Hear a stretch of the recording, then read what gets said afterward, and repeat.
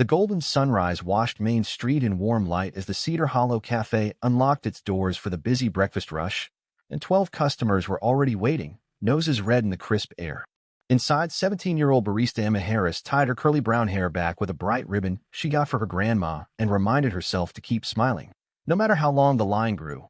Picturing the long row of tips she hoped to earn for her college fund and feeling a spark of determination as bright as the red neon open sign blinking in the window.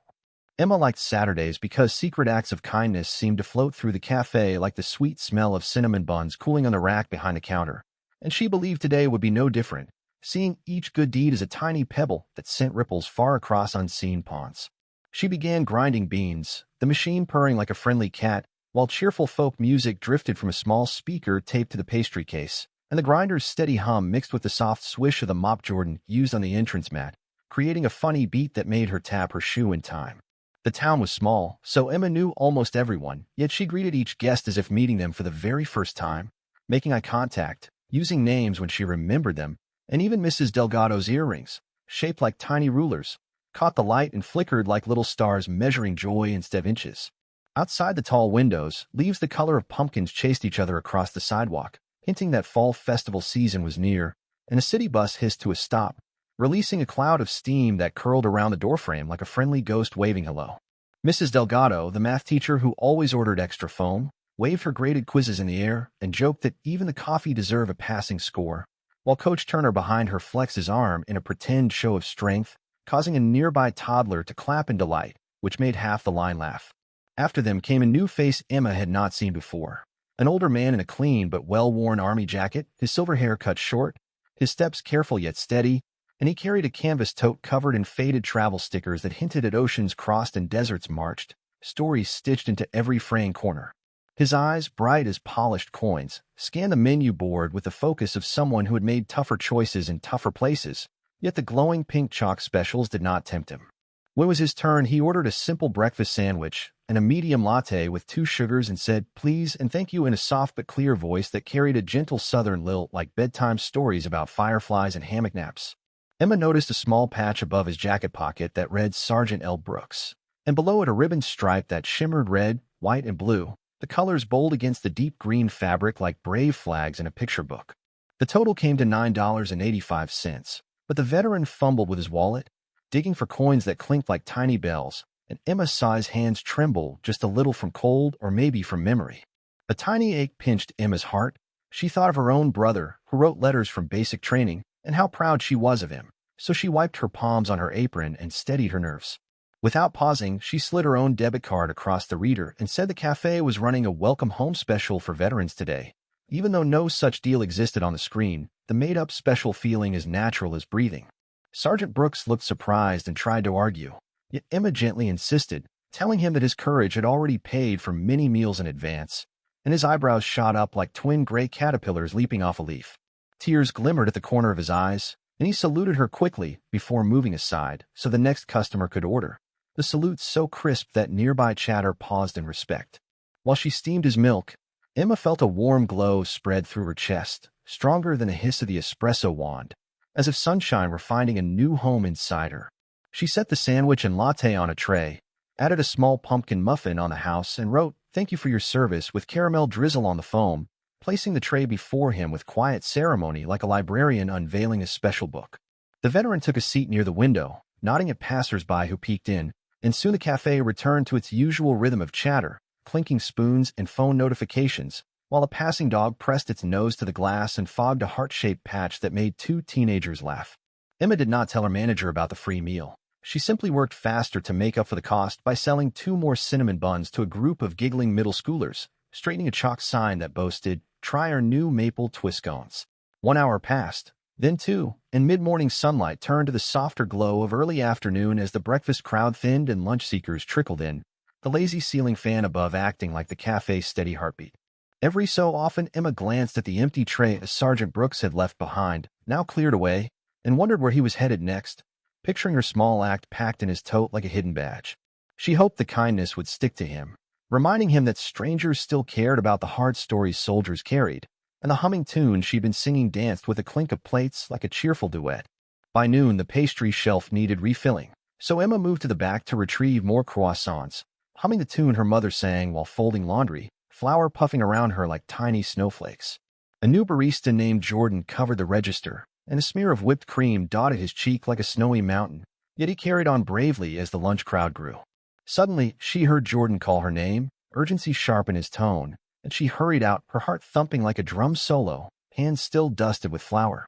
Standing at the counter was Mr. Patel, the cafe's owner, wearing his usual pressed shirt but an unusually serious expression, and his squeaky shoes announced business-level news. Mr. Patel rarely visited during rush hours, preferring spreadsheets to espresso, so his appearance sent a ripple of tension through the staff, and a paper pumpkin garland over the hallway door quivered as if eavesdropping. He asked Emma to step aside so they could talk in the storage hallway lined with paper cup towers and boxes of tea bags, and somewhere a timer beeped to remind the world that cookies, like kindness, need careful watch. Emma's smile wobbled like jelly on a plate, yet she squared her shoulders, following him into whatever truth waited, determined to face it. In the hallway, Mr. Patel opened a brown envelope that crackled and smelled faintly of pine, and from it, he pulled a handwritten note along with a crisp $20 bill taped neatly inside. The note explained that a veteran named Lewis Brooks wished to repay the young lady who had covered his meal that morning and insisted the cafe owner deliver the money in person, the handwriting tilting uphill with steady courage. Emma tucked the brown envelope into the tip jar and stepped back to the register, her heartbeat slowing while she watched the coins and bills settle like quiet fish in a clear pond under warm afternoon light. Jordan, wiping the last flour from his cheek, whispered that good deeds grow like seeds and wondered aloud if customers could plant their own kindness in a jar for whoever needed help next. Mr. Patel rubbed his chin, smiled, and said the idea was worth more than chalk art and latte foam, then promised to hang a bright poster inviting neighbors to join a fresh Pay It Forward challenge. Within minutes, Emma found markers, and Jordan brought a spare menu board, so together they wrote friendly words that read, "One small gift can light many hearts," under a doodle of a steaming mug. Customers watched, and soon a little girl in bright sneakers skipped forward, placed $2 crinkled dollars on the counter, and asked if that could buy cookies for someone sad. Emma thanked the girl, taped the bill to the poster with a star sticker, and felt the room hush the way classrooms do when a teacher shows a rare butterfly. News of the board spread quickly. By 2 o'clock, Coach Turner returned, sweaty from practice, and tossed in 20 push-up coupons that promised free training for kids wanting confidence. Mrs. Delgado added planet-shaped erasers, saying math felt easier when pencils visited Saturn, and the cafe rang with gentle laughter that fluttered under the fan like bright paper birds. By mid-afternoon, the poster shimmered with taped bills, coupons, and cheerful notes, each gift like a tiny tile building a mosaic of hope that covered the black surface in rainbow patches. Emma stepped back for a moment, wiping steam from her forehead, and realized the cafe felt larger now, as if walls had pushed outward to make space for the kindness blooming inside. Outside, clouds gathered like gray sheep, and light rain began to patter on the windows, but nobody minded because warm cups and warmer spirits shielded them better than any umbrella. A local reporter, chasing the storm for weather news, noticed the crowd and ducked in, camera dripping, curious why laughter sounded louder than the rain that drummed on the roof. Emma, cheeks pink, told the story of the veteran and the free meal, and the reporter's eyes widened the way headlights stretch wide beams on a dark road, ready to share the bright path. With Mr. Patel's nod, the reporter filmed the poster, the sizzling espresso machine, and the smiling faces, promising a short story on the evening news right after the segment about the gentle rain. Jordan whispered that his mom always watched Channel 8, and Emma joked she had better scrub the whipped cream mountain from his cheek before he became famous for dessert fashion. At 3 o'clock, the rain stopped, sunlight returned in shy ribbons, and the cafe doors swung open to reveal a surprise guest, Sergeant Brooks holding a cardboard box with careful arms. The veteran's eyes sparkled like fresh dew on grass, and he announced he had come back with tokens of thanks, though Emma waved her hands, insisting the earlier gift was already enough. He opened the box, revealing patches, pins, and handmade bracelets from the Veteran Center, each one stamped with words like courage, hope, and service, ready to share with the community. Kids gathered first, eyes wide, choosing bracelets that fit tiny wrists, and Emma saw shy smiles bloom like sunflowers turning to daylight after long shadows. Coach Turner fastened a courage patch to his whistle lanyard, declaring every athlete needed bravery on and off the field, while Mrs. Delgado stuck a hope sticker on her gradebook cover. Mr. Patel placed a service pin on the poster corner, saying it belonged there more than anywhere, and the tiny metal glint caught astray a sunbeam that painted the whole wall golden. Sergeant Brooks thanked each person, his voice strong yet gentle, and he shared a short story about a medic who once bought soup for him during a cold night overseas, proving kindness travels full circle. The cafe grew quiet, everyone picturing distant tints and stars, and Emma felt tears prick but also felt prouder than ever that her small town could echo that distant act with warmth. A delivery driver popped in for his usual iced tea, saw the lively poster, and left a stack of free meal coupons from the diner down the block, saying hungry nights were the worst drives. Soon the board could barely hold another note, so Jordan fetched twine and clothespins, stringing a makeshift kindness banner across the window where passers-by stopped to read and smile. The reporter returned, amazed, taking extra footage and teasing that Emma might need to hire security to manage the flood of good deeds now spilling through the doorway like bright confetti. Emma laughed, saying her only guards were foam art and cookie crumbs, and Sergeant Brooks saluted the notion, declaring no fortress in history smelled as sweet as the Cedar Hollow Cafe. At 4:30 school buses emptied, and students drifted in, noses pressed to glass, eager to join the kindness chain, trading stickers, songs, and even a gently used basketball. Emma brewed hot chocolate for them, extra marshmallows on the house, watching foam mountains melt like snowy peaks under sunrise, and she felt joy bubble up like a kettle singing on a stove. Mr. Patel quietly calculated sales, noticing that despite so much free giving, the register held more than most Fridays, proving generosity attracted even more abundance than careful deals. He decided to match every dollar pinned to the board before close, planning to donate the sum to the Veterans Center, and his promise sparked cheering louder than any espresso hiss. Dark clouds returned to dinner, rolling like blankets across the sky, but inside the cafe lamps glowed, their amber light pooling on tabletops like soft campfires where stories were still being told. Emma wrote names on to-go cups, her pen dancing, and she realized each letter carried hidden sparks that might ignite smiles down the street, at desks, or in lonely apartments. Sergeant Brooks prepared to leave, his tote now lighter, but before stepping out he left one last bracelet on the counter for Emma, the word courage shining in silver beads. She slipped it on her wrist, feeling cool beads against her skin, and promised to look at it when Never Doubt tried to whisper that simple choices did not matter. Jordan flipped the sign to close at 6, yet customers still lingered, finishing stories, collecting hugs, and folding napkins into funny hats that made even tired commuters grin.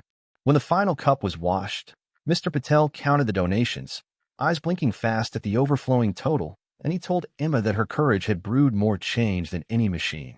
Emma locked the door, stepped onto the quiet sidewalk, and felt raindrops return, soft and cool, but she did not run because she knew the warm memory in her pocket could outshine any drizzle. She waved goodnight to Jordan, who balanced an umbrella and a leftover muffin, and they both laughed at how even crumbs felt like treasures after a day rich with giving. As Emma walked home under streetlights shining like candle flames, the bracelet glimmered, and she quietly promised to keep the kindness chain growing tomorrow, knowing stories live on when hearts stay open.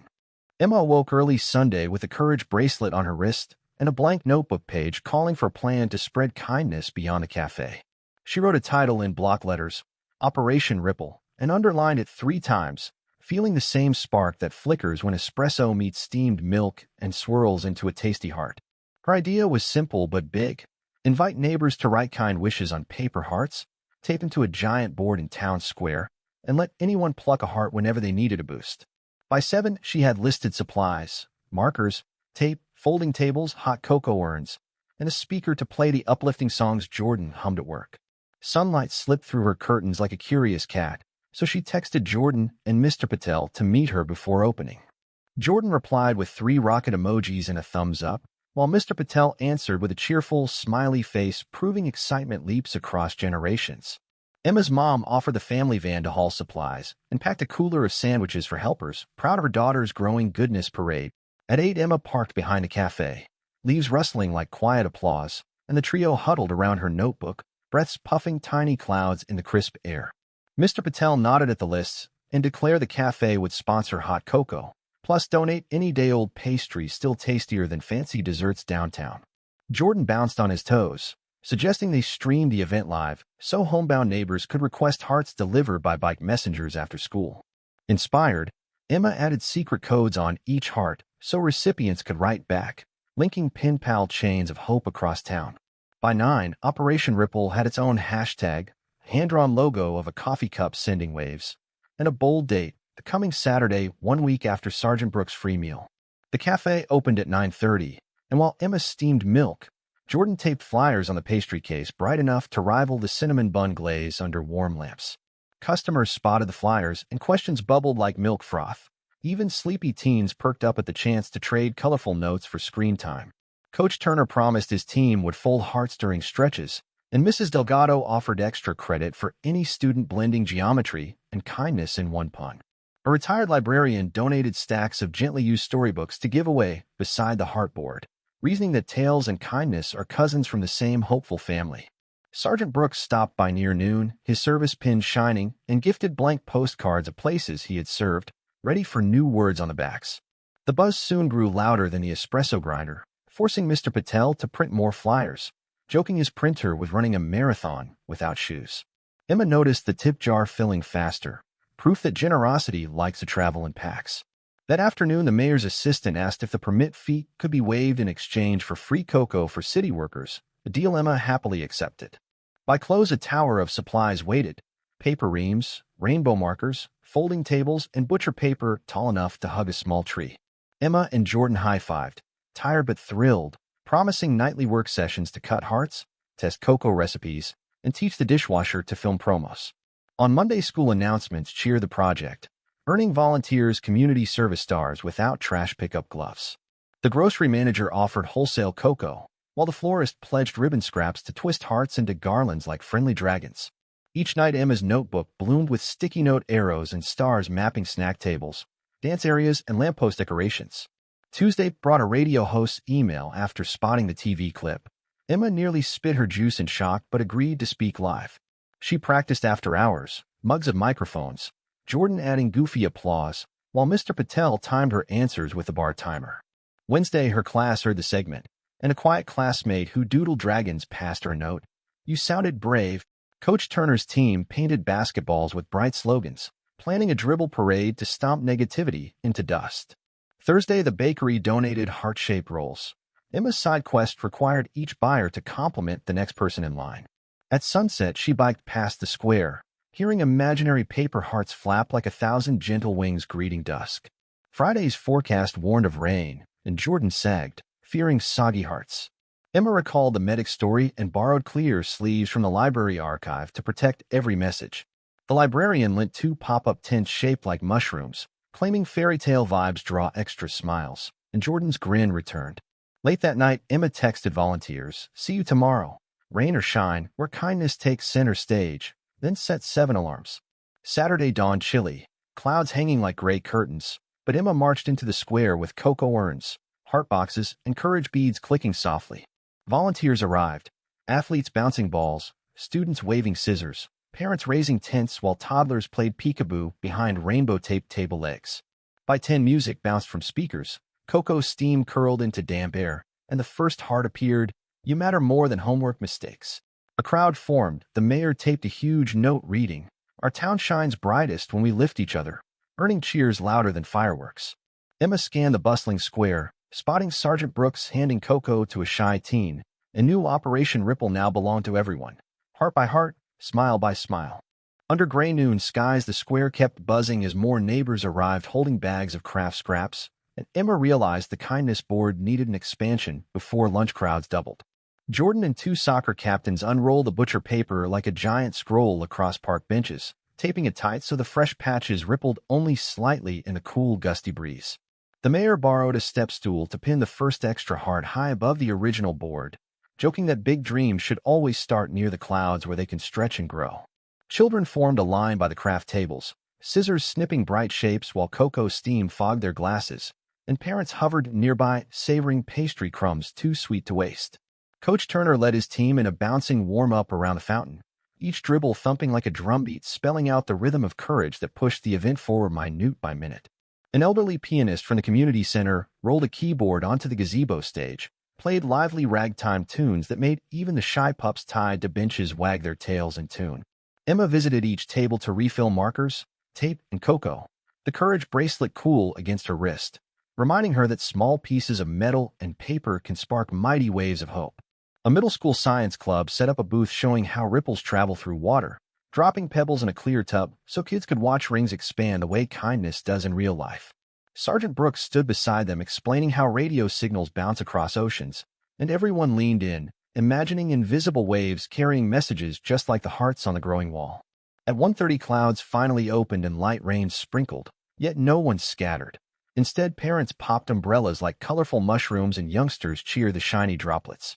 Jordan shouted that rain was merely sky-high confetti, and he cranked the playlist so a pop anthem about brave hearts surged through portable speakers, lifting spirits higher.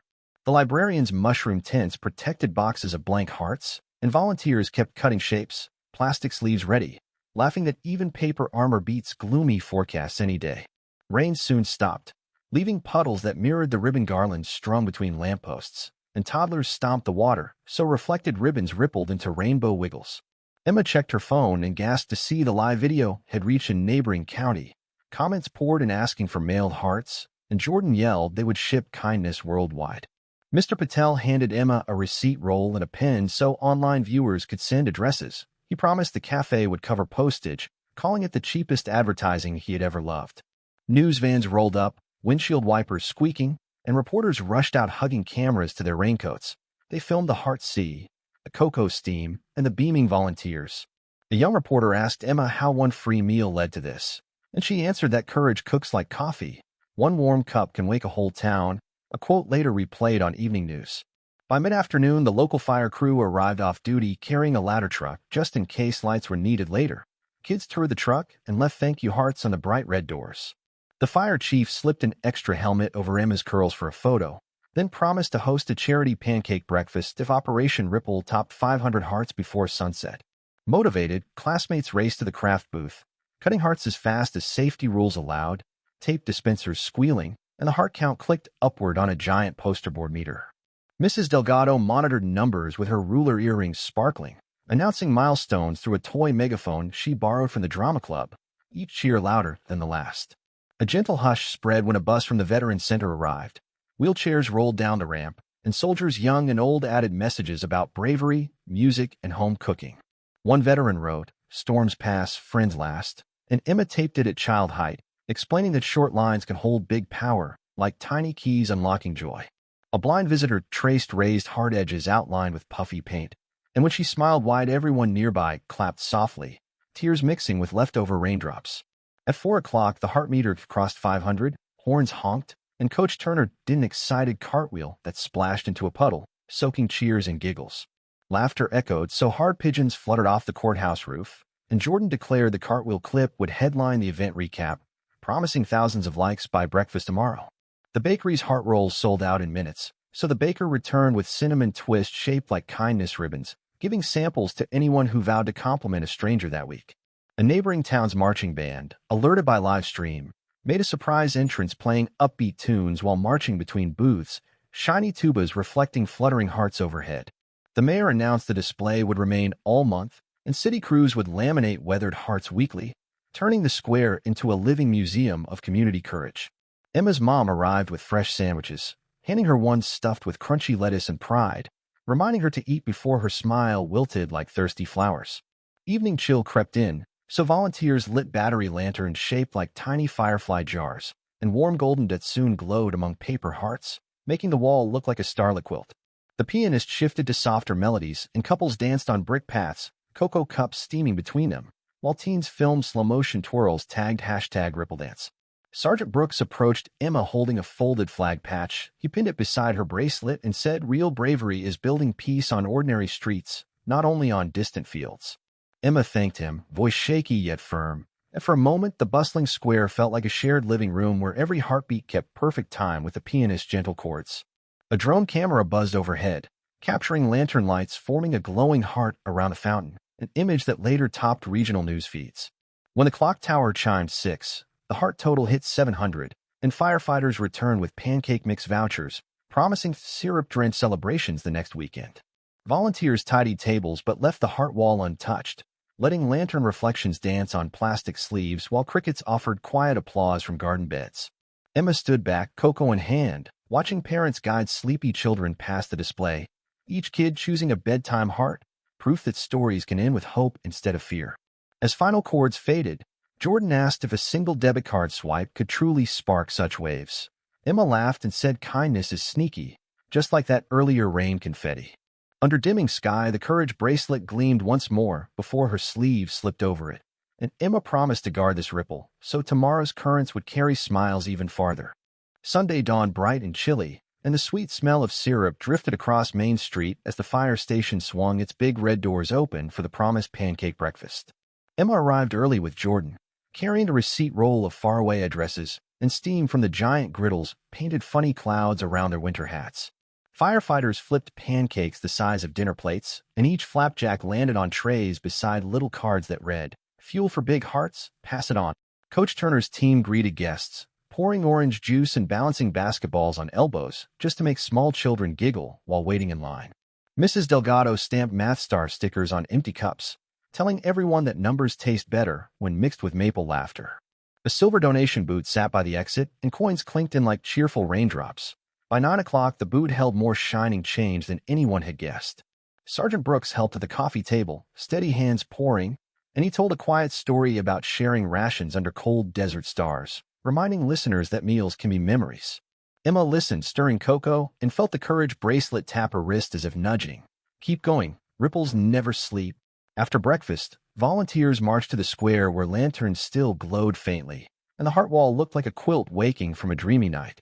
City workers laminated the rain-kissed hearts, sealing words safe, and the plastic gleamed like ice on sunny ponds. 2 elementary classes arrived with shoebox floats trimmed in tissue flowers. Each box held a tiny stuffed animal ready for adoption with a kindness promise tag. Jordan balanced a phone on a tripod and started a live stream titled Day 2 of Ripple Wave, waving at viewers as if greeting pen pals across oceans. Comments popped up faster than bubbles in soda, sharing the pancake tally and asking how to host mirror events in faraway towns. Emma replied that all anyone needed was paper, tape, and a bit of bravery, then linked a simple guide she and Jordan drafted on the cafe's website. By noon, 3 distant libraries had printed the guide, tagging #RippleChain under photos of blank walls waiting for hearts. Mayor Ruiz stopped by with fresh approval letters, making Operation Ripple an annual fall festival, her signature looping like ribbon at the bottom of the page. The Science Club placed their water tub back on its stand, this time floating tiny paper boats carrying single words, hope, peace, smile, sailing gentle laps for passers-by to read. A weathered farmer approached Emma with a jar of sunflower seeds, saying fields bloom best after kindness rains. He poured seeds into kids' pockets for spring planting. A street magician pulled bright scarves from his hat, each scarf printed with a kindness quote, and he traded every trick for a new heart pinned on the board. Emma's mom set up a sandwich table again, but today she served mini wraps named after volunteer roles like Reporter Roll UPS and Band Booster Bites. Music teacher Ms. Allen brought recorders for children to decorate with stickers, then led them in a squeaky version of This Little Light of Mine that made even teens grin. At 2 o'clock, the square's clock tower gonged 12 sweet notes, one for each 100 new hearts added since sunrise, and phones rose to catch the sound. A drone circled overhead, spelling thank you with its blinking lights, a gift from a tech club watching the stream from 3 states away. Emma waved to the tiny craft, laughing that robots now joined the kindness parade, and Jordan teased that next year maybe Mars rovers would mail hearts to Earth. The librarian returned to the rolling cart of mystery books wrapped in brown paper, labeled Read Then Gift, turning readers into secret story messengers. Little Nora, the sneaker girl from the cafe, tugged Emma's sleeve, handing her a crayon drawing of a giant heart hugging the planet, and Emma's eyes shimmered like clear ponds. She taped Nora's picture dead center on the wall, declaring it the heart of hearts, and the crowd clapped in gentle waves that rolled across the square. Mid-afternoon clouds gathered, but this time no one worried. Pop-up tents stood ready like bright umbrellas glued to the ground. Rain arrived in quick, soft bursts, drumming on tent tops, and laughter burst too, because Puddle Stomp contest had already been scheduled on Jordan's event board. Emma judged the biggest splash, announcing the winner a soaked grandpa who bowed with watery flair, proving silliness keeps souls young. At 4, the silver boot from breakfast reappeared at the square, now too heavy for one person. 2 firefighters hauled it to the stage and poured coins into a see-through donation tube. Numbers climbed like mercury in summer, and cheers rose when the tube hit the goal marked with glitter tape. Enough funds to mail hearts worldwide for a whole year. Mayor Ruiz cut a red ribbon strung before the tube, declaring universal postage officially paid, and cameras flashed like tiny lightning bolts. Ms. Allen's recorder choir squealed a victory tune, and even the pigeons seemed to bob in rhythm on courthouse ledges. As daylight faded, Volunteers hung fresh lantern jars, their warm glow catching raindrops so each drop sparkled like a fairy bulb before sliding away. Emma's notebook gained another page of ideas: senior center story night, school bus compliment concert, and a dream of a traveling heart bus painted bright teal. Jordan read over her shoulder, nodding so hard his beanie slipped, and promised the dishwasher-turned-camera pro would film it all. The courage bracelet shone under lantern light, and Emma whispered a thank you to Sergeant Brooks, knowing one quiet veteran's breakfast became fuel for a global kindness engine. She stepped back, cocoa cups steaming in cool dusk, and watched strangers trade rain ponchos, sandwiches, even umbrellas, because sharing had become the square's new weather. When the town clock chimed 6 soft bells, Emma closed her eyes, breathed syrup-sweet air, and felt the ripple roll on, stretching past rooftops, rivers, and maybe one day around the whole wide world. Monday morning brought clear skies, yet kindness still reigned as Emma walked to school and saw paper hearts taped to lockers, bus windows, and even the crossing guard's red sign, each message bright as sunrise. Students traded hearts like baseball cards, and teachers allowed a 5-minute swap break, explaining that giving away kind words was the only test where copying answers made everyone smarter. The principal announced Operation Ripple results on a loudspeaker, noting that 700 hearts had become 1,000 by nightfall, and the hallway echoed with cheers instead of locker slams. After classes, Emma, Jordan, and Coach Turner wheeled a wagon full of fresh markers to the nursing home, where residents waited on the porch, wearing smiles wide enough to outshine porch lights. Miss Lila, age 91, pressed a lavender heart into Emma's palm and said it smelled like her wedding day, proving memories ride hidden in colors as easily as kids in playground swings. Jordan filmed Mr. Patel's video call on a tablet so seniors could wave at cafe regulars, and laughter bounced between screens like rubber balls, ignoring miles and wrinkles alike. One quiet veteran strummed a dusty guitar and sang "You Are My Sunshine," and every chorus felt like warm daylight pouring through nursing home curtains heavy with years. The science club set up another ripple tub beside rocking chairs, and silver-haired spectators clapped as gentle waves met the plastic shore, whispering, "Look, kindness can surf too." Emma noticed her courage bracelet glint in the guitar string light, and felt a spark that leaped into her words when she promised a weekly visit, sealing the pledge with a pinky finger shake. On Tuesday, Emma's class walked to the square for math outside, graphing heart counts on poster axes and discovering that kindness grew faster than any rocket in their textbook word problems. Mrs. Delgado joked that if the graph climbed higher, they would need an extra page, and Jordan waved spare paper like a victory flag, daring the curve to reach the moon. The mayor sent construction cones to reserve space for a new hope hedge, where donated shrub saplings would grow into a living wall, spelling the word hope in green letters by spring. Volunteers dug shallow holes, and the soil smelled rich, like chocolate cake, making little kids giggle that planting hope could also make them hungry. By noon, a food truck arrived, offering free veggie tacos to anyone who pinned a fresh heart, and soon the wall grew faster than snack orders, lettuce bits scattering like confetti in soft wind.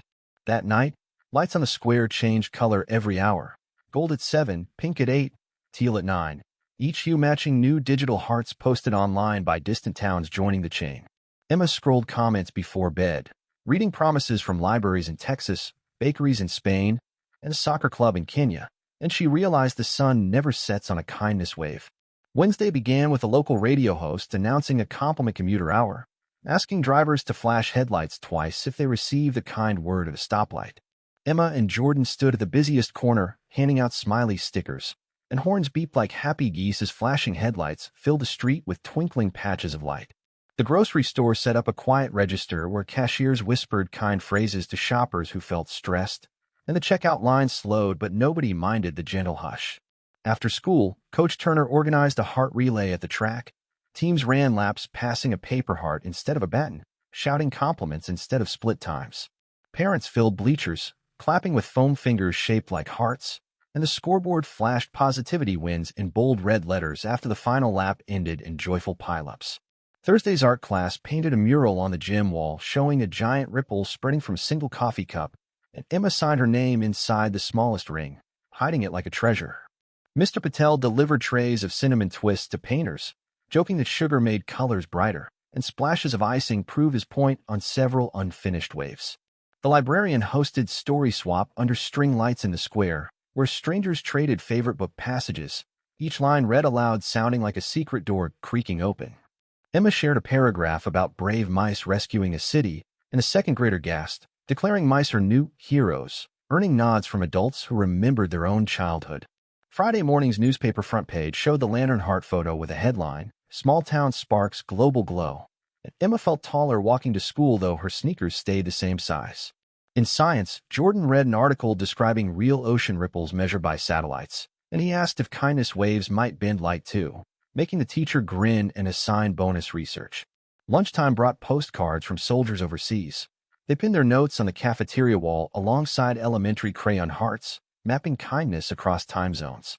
Afternoon clouds rolled in thick and gray, but the forecast predicted a rainbow sculpture soon, thanks to city artists planning colored glass arches for the square's north path. That evening, Emma's mom baked heart-shaped cookies, and the kitchen smelled like vanilla fireworks. Together they frosted courage, hope, and laugh in wobbly letters that tasted perfect. Saturday's sunrise revealed a hope hedge already sprouting tiny green buds despite cold air, and gardeners placed knitted heart cozies around stems like little sweaters against frost. Tour buses began stopping in Cedar Hollow, guides describing the ripple wall, and visitors left with souvenir paper hearts printed with blank lines for future acts. Emma greeted one bus from 3 states away and gave each traveler a cocoa coupon, realizing she was now part barista, part mayor of smiles, all before lunchtime. A classroom in Japan emailed photos of origami hearts hanging from cherry trees, and Emma's eyes watered, amazed that folded paper could leap oceans on digital wings. That night, town leaders projected a live heart count onto the water tower, numbers glowing like constellations, visible for miles down quiet country roads. Families parked along fields to watch the glowing digit spin upward, munching popcorn and calling the sight kindness fireworks, even without a single spark. Sunday's sunrise came with crisp air smelling of wet leaves, and Emma stretched by her window, wondering what new idea would bloom when the world's next heart was pinned. She traced the courage bracelet, now smudged with cocoa and dirt, and felt each bead like a drumbeat telling her the story was only at halftime, not the final chapter. Before breakfast, she scribbled in her notebook, "Goal 1 million hearts," pausing to let the giant number settle like a stone skipped across a wide lake. Emma smiled at the wild goal, grabbed her jacket, and stepped outside, ready to toss the next pebble, sure that ripples love bold dreamers who never stop believing in a splash. Emma's notebook page with the 1 million hearts goal sat open on the cafe counter Monday morning, and every customer who glanced at the bold number gasped first, then grinned, then vowed to help. Jordan printed the giant goal on a banner and hung it over the pastry case, where the warm scent of cinnamon twists whispered encouragement like a friendly coach cheering from the sidelines. Mr. Patel announced a Heartmaker happy hour. Any drink purchase came with 3 blank hearts and free glitter pens, turning afternoon latte time into a crafting carnival. Soon tabletops glimmered like treasure chests as families traced kind words in sparkly ink, and little kids blew away extra glitter that rose like fairy dust under ceiling fans. By evening, the cafe floor resembled a rainbow sea of finished hearts drying on baking trays, and Emma laughed that kindness had officially overflowed from cups to cookies to construction paper. Tuesday, the post office set up a special ripple mailbox painted teal with cartoon waves, promising same-day stamping for any heart heading beyond state lines. Mail carriers wore smiley badges and posed for photos beside bursting bags, declaring they had never delivered so much happiness per pound in the history of postage. Across town, the hardware store donated wooden stakes so volunteers could plant heart signs along walking trails, letting hikers pick encouragement like wildflowers. One sign read, "Step by step, you shine," and joggers slowed to snap pictures, then share them online, sending digital ripples farther than morning fog could drift. Wednesday brought the first official Million Heart Tracker website, coded overnight by the Robotics Club, who traded robot practice for kindness math. The homepage counter ticked up with each form submission, making a bright ding that played through classroom speakers, so hallways echoed with cheerful dings like arcade tickets spilling from a winning machine. Students cheered every ding like a buzzer beater shot, and teachers secretly loved the sudden burst of perfect attention during algebra review. At lunch, Emma Skyped a library in Australia where children waved upside-down maps and promised to pin boomerang-shaped hearts that would always return with love. That night, a soft northern wind rattled cafe windows, but Emma stayed late, taping international hearts to a world map, tiny strings linking Cedar Hollow to distant dots. Thursday morning, the local news drone returned towing a banner that read 500,000 hearts and climbing, its letters flapping like eager birds above Main Street. Emma led a parade of kindergartners chasing the drone, their cardboard wings painted with glitter stripes that shed sparkling trails on the bricks. Digital billboards by the highway showed progress bars rising like fuel gauges, and kids in back seats pressed noses to windows so fog circles joined a tally of glad breaths. Truckers blared horns when the counter crossed 600,000, vibrations shaking street signs and tickling laughing shoppers on corner benches. Friday afternoon, a science demo showed sound waves moving rice grains. Jordan filmed rice dancing while the class chanted 1,000,000 hearts, proving voices can lift even tiny things. At sunset, a double rainbow arched above the square, photographers capturing it touching the ripple wall and naming the shot Sky Signature of Approval.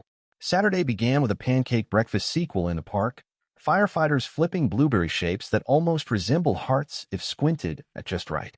Coach Turner's kindness tug-of-war had everyone pull one rope tied to a sled loaded with textbooks for village schools overseas, and muscles grew where hearts pulled together. By noon, the website blinked at 900,000, and Mayor Ruiz rang a school bell in the square for a final push hour, confetti standing by. Families hurried home to cut more hearts. Pets joined in, paw-stamping paper, and the bell sounded like a dinner triangle on a frontier porch, calling every household to the feast of goodwill.